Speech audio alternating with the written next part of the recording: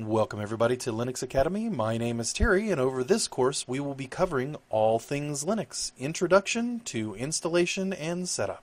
So now that we've taken a look at Unity, let's take a look at KDE. KDE4 it was a radical departure from KDE3, and KDE3 was one of the reasons that most Ubuntu, or most Linux distributions in general, moved away from KDE as the default desktop to GNOME and GNOME 1 and 2 at the time.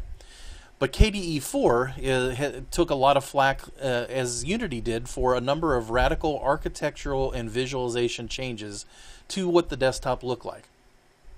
Now, I will say that KDE4 happens to be my favorite desktop of choice. It has a large number of customizations that are available for it, as well as what you would typically call desktop applets that I happen to enjoy a lot. So let's update our installation here. Be sure we've got the latest packages.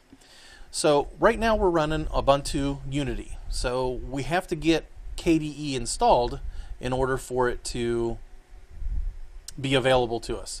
It's not available from the default install.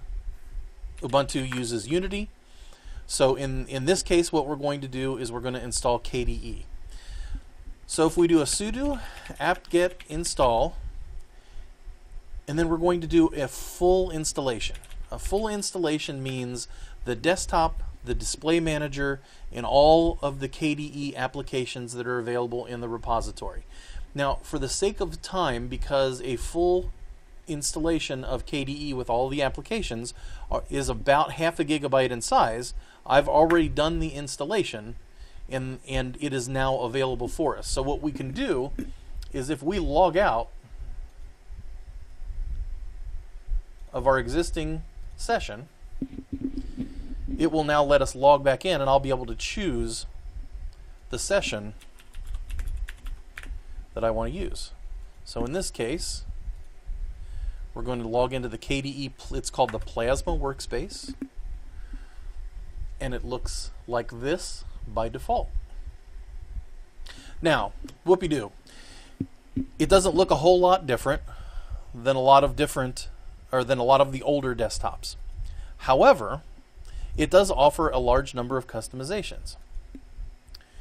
We can add panels, add widgets, activities, shortcuts, make default desktop settings changes, and then we can lock the widgets. I like the widgets. And what widgets are they're small applications that run on your desktop. In fact, the menu bar itself is the application launcher widget, and there are a large number of them that come with KDE by default. So here we've installed a widget that monitors CPU utilization, and that widget can be moved around and placed anywhere on the desktop that you would like. I have a large number of these widgets on my desktop all over the place. In fact, you can see some of them if I minimize the virtual machine.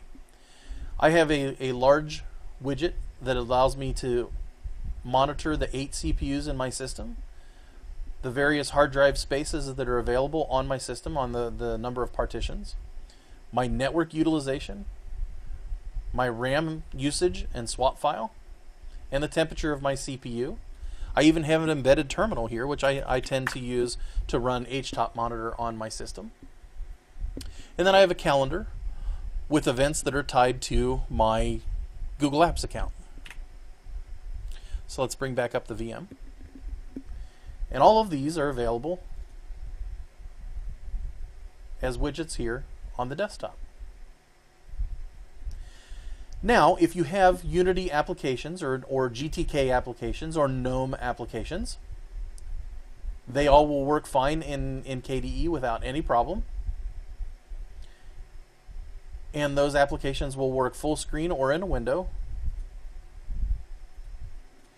just like they would otherwise. So our browser, in this case, Firefox,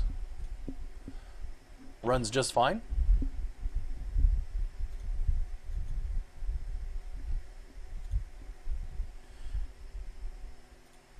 as does anything else. Now, applications are split, and again, this is kind of a Windows user paradigm, where the start menu brings up categories that you can pick applications from. Multimedia being, here we've got the VLC media player, we've got the Rhythmbox media player, we've got the Dragon player, etc. If we go up here, we go back to applications, and we can go to our Office applications. And as you've seen before, we have our LibreOffice installation.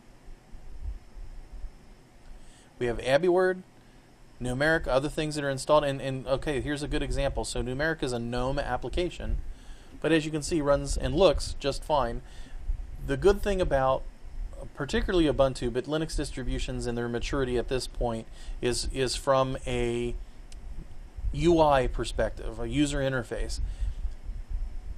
The paradigms for using Windows and how they appear and how they behave on desktops has largely been unified so that GNOME applications work fine in KDE, and KDE applications work fine in GNOME. XFCE applications, or X-Windows applications in general, work fine in all of the desktops.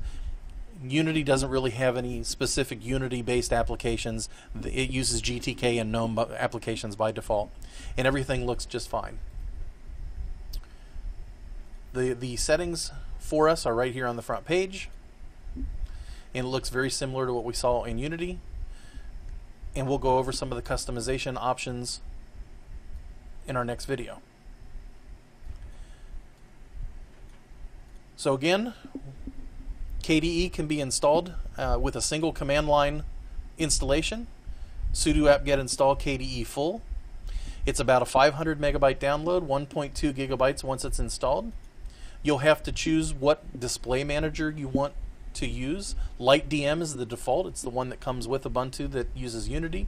KDM will install a KDE themed display manager, and a display manager is basically what runs your X-Windows desktop and lets you log in. So it's not anything more complex than that.